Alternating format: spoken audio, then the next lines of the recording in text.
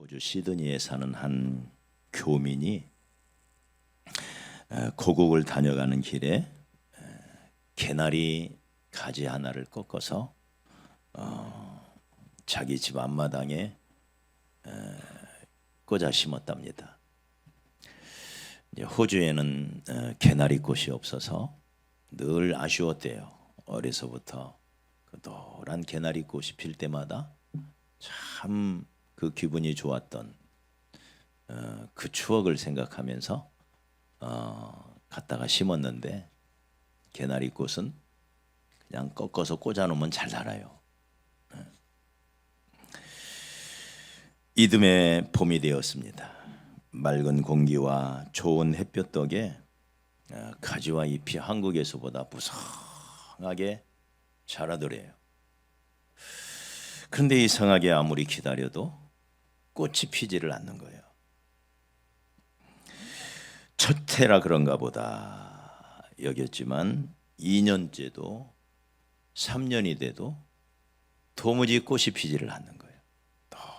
노랗게 꽃이 피어야 되는데 그때서야 비로소 알았대요. 한국처럼 혹한의 겨울이 없는 호주에서는 개나리 꽃은 아예 피지를 않는구나. 이걸 그때서야 알았대요. 여러분, 추운 겨울에 혹한을 견뎌야 비로소 꽃이 피는 것을 전문 용어로 춘화 현상 그렇게 부른다고 합니다. 튤립, 히아신스, 백합, 라일락, 철쭉, 진달래, 개나리 이런 꽃들이 여기에 속한다고 합니다. 인생은 마치 춘화 현상과도 같지요. 눈부신 인생의 꽃은 어떻게 피어나느냐? 고난을 통과해야 피어납니다. 고난을 통과하지 않고 아름다운 꽃을 피워내는 인생은 없는 거예요. 만일 가을에 심어야 하는 보리를 봄에 심으면 어떻게 될까요?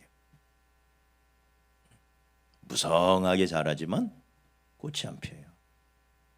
당연히 열매도 맺지를 않아요. 추운 겨울을 지나면서 이 보리가 드디어 꽃을 피울 수 있고 열매를 맺을 수 있는 준비를 한다 이거예요.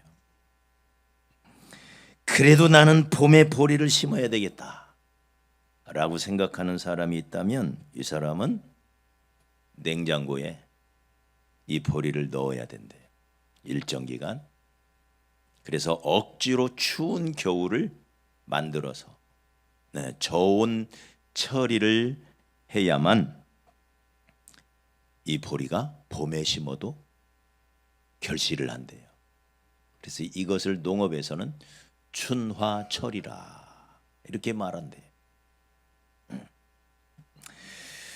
인생도 마찬가지입니다. 고난을 헤쳐나가면서 향기로운 꽃이 피고 소담스러운 열매를 맺게 되는 거죠. 올겨울 유난히 춥습니다. 제가 없는 열흘 동안도 정말 추웠다고 그래요. 저는 저 혼자 따뜻해서 너무 죄송했지만 너무 추웠다고 그래요. 올해 유난히도 춥습니다. 왜 이렇게 추운지. 그러기에 더욱 우리는 봄을 기다리는 것이고 아마도 올 봄은 꽃이 더 아름답게 피어날 것 같아요. 그 어느 해보다도 아름다운 봄을 우리는 맞이하게 될 것입니다. 인생길 때로 힘들다고 때로 너무나 힘들게 느껴지는 때가 있죠.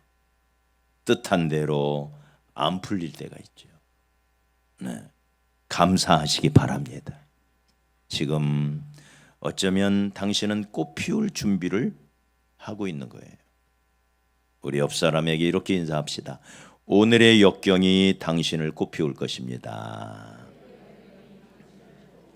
다시 한번 오늘의 고난이 당신을 아름답게 만들 것입니다. 할렐루야.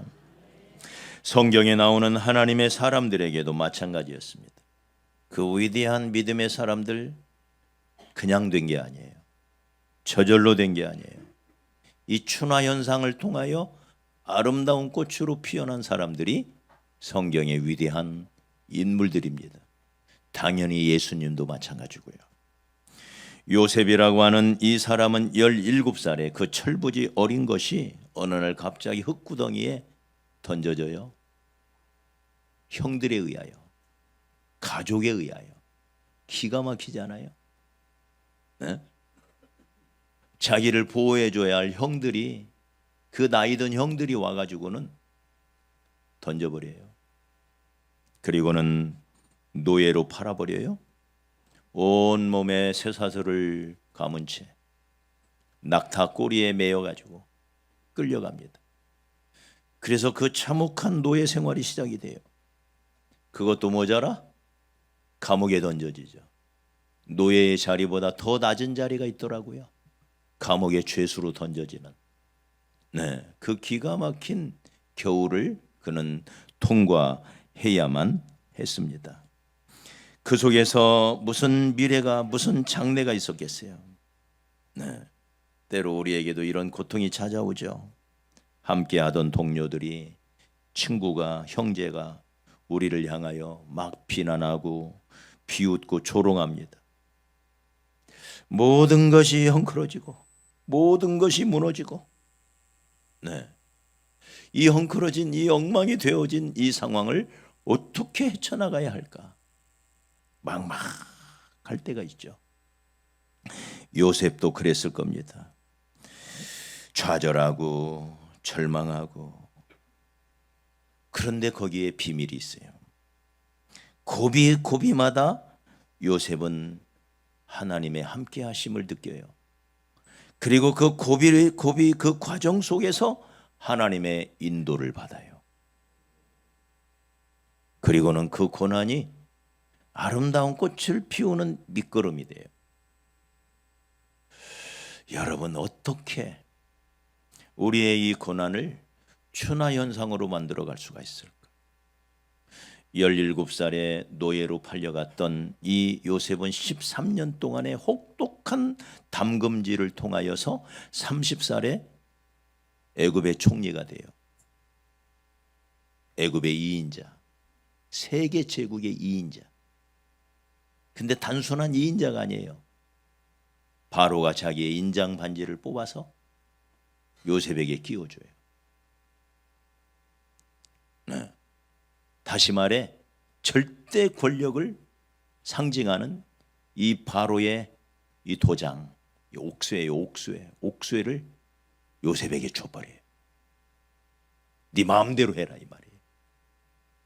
그렇게 50년, 80이 넘는 나이가 되어지도록 그는 애굽을 호령합니다. 13년의 담금질의 결과지요. 여러분, 우리에게 찾아오는 이 고난을 어떻게 이 춘화 현상으로 잘 가꾸어 갈 수가 있을까? 모든 사람에게 고난이 유익이 되는 것은 아니더라고요. 어떤 사람에게는 이 고난이 좌절하고 낙심하고 낭망해서 자포자기하게 만들고 그 고난 때문에 무너져 버리는 사람들도 종종 있더라고요. 제가 아는 한 전도하님이 계셨어요. 나름대로 훌륭한 전도하님이셨어요. 여의도 순복음교회 전도사로 활동하다가 본인의 큰 실수로 한 성도를 낙심을 시켰대요. 그래서 그 성도가 더 이상 믿음 생활을 안 하고 교회를 등지고 믿음을 등지고 떠나는 일이 벌어졌대요. 그것이 큰 상처가 되고 자책이 된 거예요, 이 전도하님한테. 그래서 나는 다시는 사역하면 안 되겠다. 나는 사역하면 다른 사람을 오히려 낙심시키는 사람이 되겠다. 이 생각을 하고 사역을 딱 접었어요. 거기서 끝나야 되는데 나 같은 사람이 누군가를 만나서 섬긴다고 하는 건 오히려 그 사람을 망하게 할 수가 있겠다. 그리고는 그때부터 아예 입을 다물어 버렸어요. 그리고는 병원으로 혼자 스스로 들어가 버렸어요. 병원으로 들어가 버렸어요. 나오지를 않아요. 아무리 권면을 하고 아무리 기도를 해주고 아무리 다독여 봐도요, 나는 안 돼요. 나는 안 돼요. 나는 움직이면 움직이는 게 죄가 돼요. 나는 차라리 가만히 있다가 천국 가는 게 나아요. 이렇게 포기한 사람을 보았어요. 여러분, 우리에게 찾아오는 이 고난, 실패, 시련, 또 피치 못하게 저지러야 하는 실수들, 우리는 연약하기에 실수를 저질러요. 누군가에게 상처를 줘요. 또 누군가로부터 상처를 받기도 해요. 그래서 넘어지고 좌절할 때가 참 많아요. 이런 크고 작은 고난과 이 시련들을 나를 담금질하는 이 추나연상의 계기로 잘 삼아야 되는데, 어떤 사람들은 이 고난이 그냥 고난으로 끝나요. 오히려 고난 때문에 넘어져요. 그 고난이 꽃을 피울 수 있는 자양분으로 삼아서 아름답게 피워내는 인생의 기회로 삼아야 되는데, 어리석은 인간들은 그러지를 못해요. 고난이 고난으로 끝나는 사람들이 얼마나 많은지 몰라요. 가정에도 고난이 찾아옵니다. 일터에도 고난이 찾아옵니다. 시련과 고난은 어디든지 있습니다. 문제는 이 고난은 하나님이, 나를 나보다도 더 사랑하시는 하나님이 나를 담금질해서 나를 잘 빚어서 아름다운 꽃을 피우는 도구로 삼으려고 하나님은 계획하시는데, 우리는 그 뜻을 잘 헤아리지를 못하고 그 고난 때문에 무너지고 쓰러지는 사람들이 많더라. 자, 어떻게 고난 속에서, 이 역경 속에서 그 역경을, 고난을 추나연상으로 잘 바꾸어 갈 수 있을까? 첫째는 고난 속에서 나를 내려놓는 법을 배워야 됩니다. 나를 내려놔야 돼. 고난 속에서 우리가 해야 할, 우리가 배워야 할 것 중에 가장 중요한 것은 나를 내려놓는 것. 나의 경험, 나의 지식, 나의 아집, 나의 주장으로부터 벗어나야 돼요. 그리고는 주만 바라봐야 돼요. 그래서 여기 5절 말씀에 너는 마음을 다하여 여호와를 신뢰하고 내 명철을 의지하지 말라. 자신의 생각과 자신의 지식, 자신의 사고, 자신의 사고 방식, 자기의 경험, 재능, 자기가 가진 물질, 이걸 내려놓을 수 있어요. 그리고는 항상 진실한 마음으로 이렇게 고백할 수 있어야 돼요. 주님, 저는 부족한 자입니다. 저는 연약한 자입니다. 주님, 나는 죄인입니다. 늘 우리를 돌아보면서 우리를 하나님 앞에서 내려놔야 돼요. 그리스도인에게 문제는 항상 내가 살아있다는 게 문제예요. 내가 살아있으니 자존심이 상하는 거예요. 내가 살아있으니 억울한 거예요. 내가 살아있으니 내가 이런 대접을 받고 어떻게 사느냐는 거예요. 너무 억울한 거예요. 저 사람이 저럴 수 있냐 이거예요. 네? 내가 살아있으니. 그래서 이걸 신학에서는 will breaking, 자아를 깨뜨린다. 그 말이 자아 깨뜨리기, 육신 깨뜨리기, 자아 깨뜨리기. 내가 죽어야 돼요. 자아가 깨져야 돼요. 자아가 강한 사람은 하나님의 인도를 받을 수가 없어요.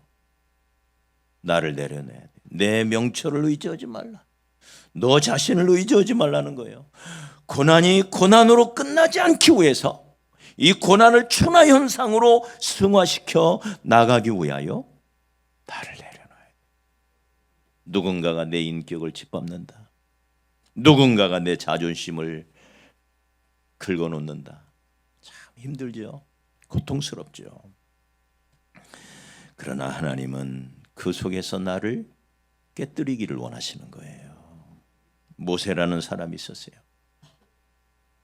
어려서부터 바로의 공주의 아들로 나중에 사도세자의 신분이 되어서 애굽의 모든 말과 학문에 능하였다 그랬어요. 화술에 능하였고 그 학문에 당대 최고의 스승들을 통하여 학문에 능하였다. 나이가 40이 되었습니다. 여러 번 전쟁에 나아가 혁혁한 전과도 올렸습니다. 경험도 쌓일 만큼 쌓였습니다. 나이 40이니 얼마나 건강해요? 그죠? 얼마나 일하기 정말 좋은 때가 된 거죠. 나이 40. 너무 좋죠. 너무 좋죠. 그때 스스로 아름다운 꿈을 꿉니다. 내가 이렇게 자랐으니, 나에게 이 에집트의 권력이 내게 주어졌으니 이제 내 백성을 돌봐야지. 얼마나 아름다워요? 얼마나 아름다워요. 그런데 하나님은 아니야, 모세야, 네 힘으로는 안 돼. 네 자아로는 안 돼. 네 육신으로는 안 돼. 해서 그를 광야로 쫓아보내요. 광야는 모세의 자아를 깨뜨리는 시간이에요. 어떤 사람은 자아가 깨지는데 10년이면 충분한 사람이 있어요. 모세는 그러지를 않았어요. 워낙에 자아가 강했어요. 그래서 40년을 두들겨 맞은 거예요. 40년. 그 40년의 혹독한 시련을 통하여 그는 깨지고 또 깨지고 또 깨지고. 그래서 나이 80이 되었을 때 모세야, 내 백성에게 가서 내 백성을 구해라. 그때 뭐라고 말해요? 주여, 보낼 만한 자를 보내소서. 저는 할 수가 없습니다. 깨진 모세의 모습이죠. 고난을 통해서 깨져야 할 줄 믿습니다. 하나님이 나를 사랑하사 나를 다스리시려고, 나를 빚어 쓰시려고 내게 이런 혹독한 시련을 주시는구나. 야곱도 그랬습니다. 자기 수완을 발휘해서 목적 달성을 위해서 수단 방법 안 가리고 자기 형을 속이고 심지어 자기 아버지까지 속여서 목표를 달성합니다. 아주 대단한 수완가죠. 그러나 그런 인간의 수완으로 하나님의 뜻을 이룰 수는 없어요. 그래서 그를 하나님은 훈련시키기 시작합니다. 자기 외삼촌의 집 라반의 집에서 처가살이, 겉보리 서말만 있어도 처가살이는 안 한다고 하잖아요. 처가살이 20년 빚어지고 또 빚어지고, 결국 야복의 야복강가에서 야곱의 엉치뼈가 부서지면서 그때서야 하나님을 붙잡죠. 하나님, 나를 축복하지 않으면 가실 수 없습니다. 내게 복 주실 분은 하나님밖에 없습니다. 그리고는 하나님을 붙잡잖아요. 자아가 깨지고 나니까. 사랑하는 여러분, 저와 여러분의 삶에 크고 작은 시련이 온다면 그것은 하나님이 나를 쓰시려고 나를 깨뜨리는 작업을 지금 하고 있는 거예요. 이걸 알아야 돼요. 그러니 절대로 낙심하지 말고 그 고난 속에서 나를 내려놓고 또 내려놓고, 주님, 저는 아무것도 아닙니다. 주님, 저는 정말 아무것도 아닙니다. 나를 내려놔야 돼요. 옥합이 깨뜨려져야 주님 머리 위에 부어질 수 있는 것처럼, 낙타가 무릎을 꿇어야 주인을 잔등에 올릴 수 있는 것처럼, 모세를, 야곱을, 아브라함을, 다윗을, 베드로를, 바울을 하나님은 깨뜨리신 거예요. 그 후에야 비로소 아름답게 쓰임받는 아름다운 꽃이 피고 열매를 맺더라. 깨지는 게 복입니다. 우리 옆 사람 축복합시다. 깨지는 게 복입니다. 더 많이 깨지세요. 깨져야 돼요. 완전히 깨져야 돼요. 박살이 나야 돼요. 그래야 그때부터 거기서 하나님의 역사가 시작이 돼요. 여기 7절에도 스스로 지혜롭게 여기지 말지어다. 자기를 대단한 사람으로 생각해요. 아무것도 아닌데 아직 안 깨져서 그래요. 스스로 지혜롭게 여기지 말지어다. 이것이 네 몸의 양약이 되어 네 골수를 윤택하게 하리라. 나이는 중요하지 않아요. 하나님 안에서 나이는 정말 숫자에 불과해요. 나이에 속지 마십시오. 모세는 80세. 모세가 살던 시대의 인생은 모세가 모세의 시에서 이렇게 고백합니다. 인생의 연수가 70이요 강건하면 80이라. 모세의 시예요. 모세 80이 되었으니 끝난 거예요, 인생. 근데 하나님은 그때 시작해요. 다 끝났다라고 생각하는 그 시간에 고목나무에 꽃이 피듯이 그때부터 모세를 쓰기 시작해요. 내 나이 85세로 돼 하면서 외치며 나아갔던 갈렙을 보십시오. 다 끝났을 나이예요. 85세 먹은 노익장 갈렙이 헤브론을 점령하고 그 땅에 전쟁이 그쳤더라. 할렐루야. 이 하나님이 하시는 방법이에요. 나이는 절대 숫자에 불과해요. 어린 8살 먹은 요시야를 하나님은 쓰셨어요. 30살 먹은 다윗과 그리고 요셉을 쓰셨어요. 30세부터. 네. 근데 80이 넘어서 쓰신 사람이 있어요. 85세에 쓰임받아요. 아브라함은 100세에 가서야 쓰임받아요. 나이는 중요하지 않아요. 죽기 직전에라도 하나님 앞에 귀하게 쓰임받으면 되는 거 아니에요? 할렐루야. 그래서 성령이 너희에게 임하면 너희의 자녀들은 예언을 하고 아비들은 환상을 보고 노인들은 꿈을 꾸리라. 노인들도 얼마든지 쓰임받을 수 있어요. 이번에 선교를 가는데 조금 고생이 됐어요. 그동안 청년들과 함께 가다가 청년들이 다 해줘서 편안했는데 청년들이 안 가니까 제가 가장 젊어요. 저희 부부가. 그러니 이게 의자에 본드로 붙여놓은 것처럼 의자에 앉아가지고 꿈쩍을 안 하셔요. 그러니 어떻게 해요? 우리가 다 해야죠. 너무 힘들었어요. 너무 힘들었어요. 그렇지만 또 그분들이 전도할 때는 또 얼마나 열심히 하는지 몰라요. 전도는 열심히 전도하고, 네. 참 귀한 여정이었습니다. 그래서 여러분, 나이는 절대 숫자에 불과하다. 내년에 우리 같이 갑시다. 네.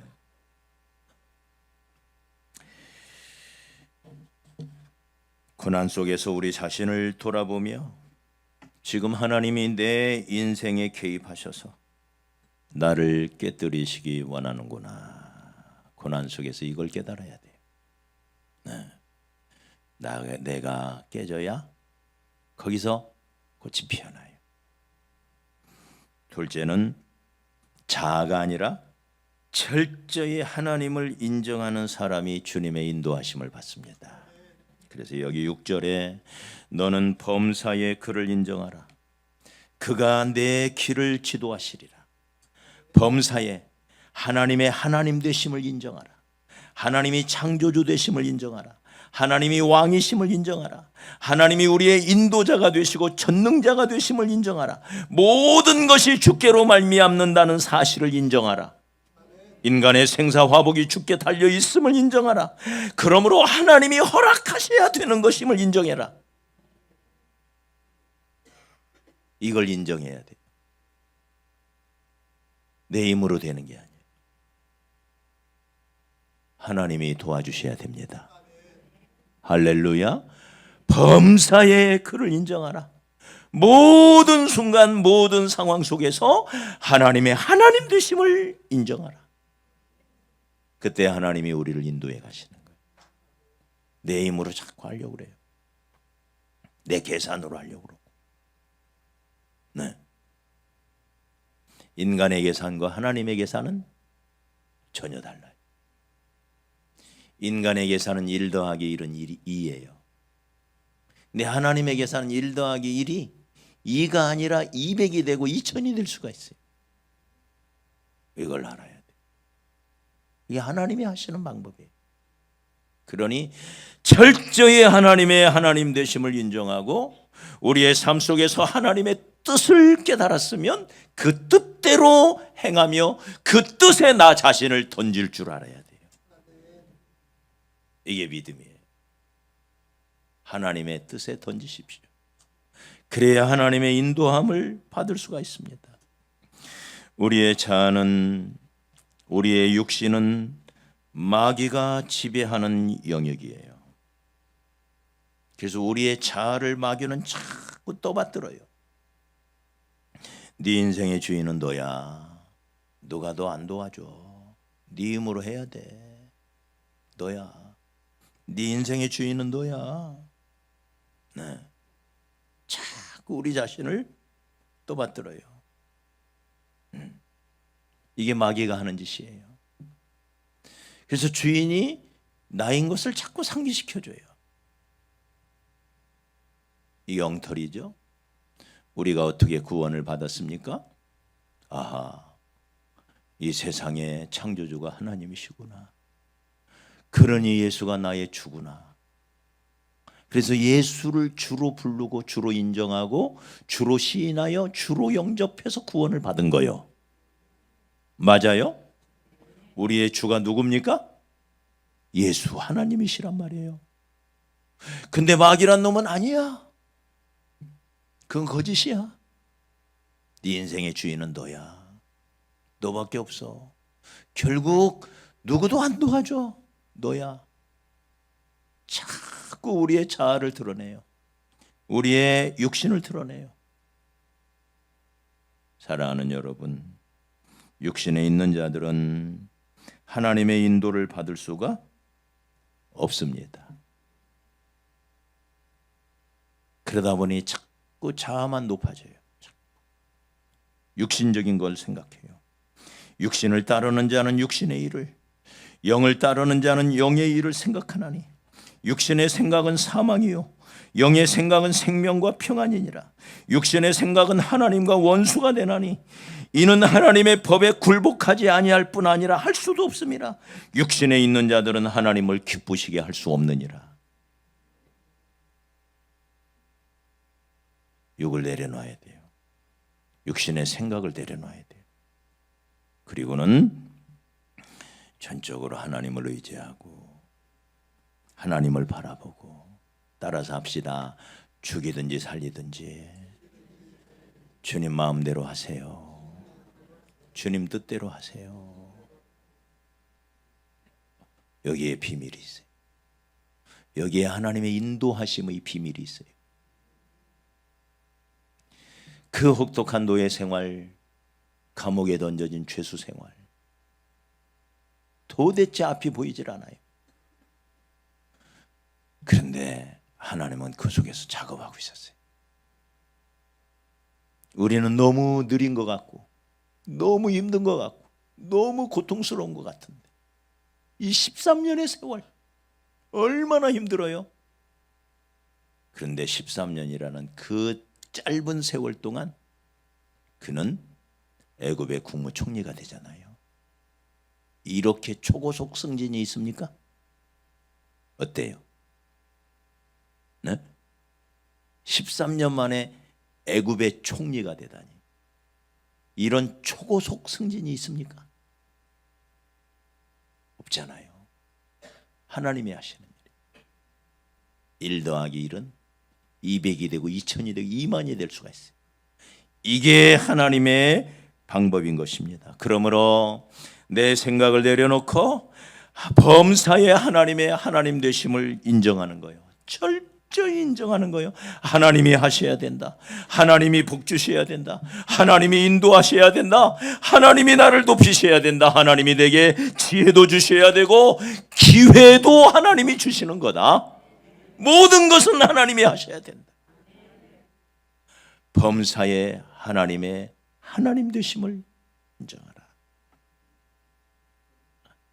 그 속에서 하나님의 인도를 우리는 받을 수가 있는 것입니다. 어떻게 주의 인도를 받을 수가 있습니까? 고난 속에서.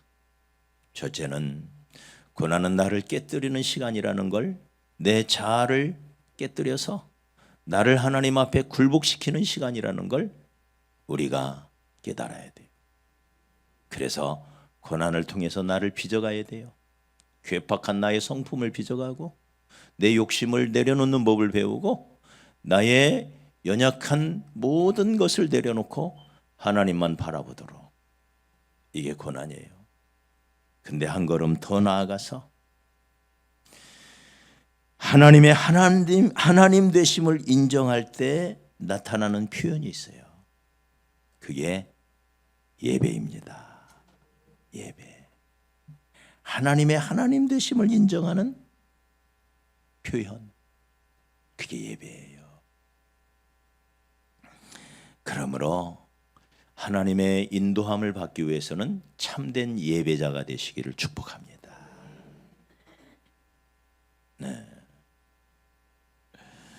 이번에 라오스에 가서 전도를 하는데 몸이 천근만근 같은 거예요. 힘든 거예요. 그래도 여기까지 전도하러 왔는데 그냥 말 수는 없지. 라오 청년들과 함께 이제 전도를 하러 나갔어요. C2C 방법으로 상담을 하려면 보통 2-30분 걸려요. 최하. 근데 너무 몸이 안 따라주는 거예요. 그래서 제 방식으로 조금 줄여서 짧게 해야 되겠다, 이런 생각이 들어서 앉아있는 아주머니들에게 물었어요. 이 세상을 누가 만들었는지 아십니까? 저 하늘과 땅을, 또 이 나무를, 이 가축들을 누가 만들었을까요? 그랬더니 이 아줌마들 입에서 의외의 대답이 톡 튀어나오는 거예요. 하나님이 만들었죠, 이러는 거예요. 그래서 제가 귀신이 만든 거 아니에요? 근데 아니래요. 귀신이 어떻게 만드냐요, 그걸. 근데 이 나라 사람들은 다 귀신을 섬겨요. 집집마다 부적을 다 사방군데 붙여놓고 한쪽에 신주단지를 모셔놓고 다 귀신을 섬기는 우리나라, 우리 어렸을 때 70년 전, 80년 전의 모습이에요. 다 귀신을 섬겨. 귀신이 만든 거 아니에요? 아니래요. 정말 이 세상을 하나님이 만드신 거 맞아요? 그랬더니 맞대요. 하나님이 만들었대요. 그러면 하나님을 믿어야지 왜 귀신을 믿어요?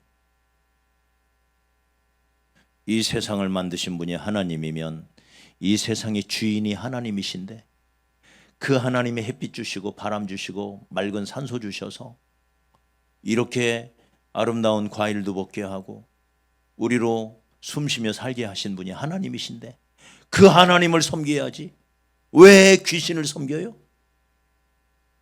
귀신이 그렇게 좋아요? 그랬더니 싫대요. 그 싫은 귀신을 왜 섬겨요? 네? 맞아요, 틀려요? 이분들이 할 말이 없는 거예요. 내가 아이를 낳아서 잘 키웠는데, 오기야 금이야 정말 정성껏 키웠는데 내가 엄마인데도 불구하고 옆집 사람 아줌마한테 자꾸 와서 엄마 하고 따라다니면 좋아요, 안 좋아요? 안 좋대요. 이 세상을 만드신 분이 하나님이고 우리에게 햇빛 주시고 바람 주시고 공기 주시는 분이 하나님이신데 그 하나님을 섬기지 않고 귀신에게 가서 귀신을 섬기면 하나님이 기분이 좋을까요? 안 좋을 거래요. 그러면서 이분들이 얘기해요. 우리는 하나님을 잘 몰라요. 그래서 우리 한국도 그랬다. 나라가 귀신을 섬겼었다. 그때 얼마나 힘들고 가난해하고 힘들었는지 모른다.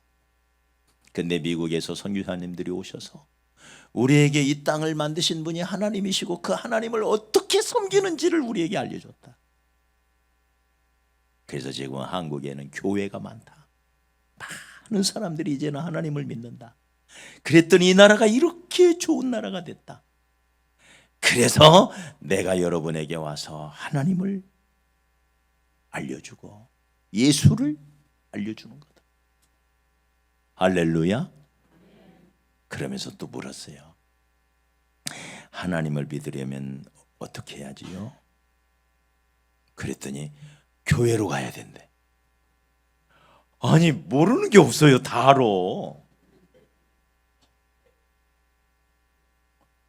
이게 본능인 거예요.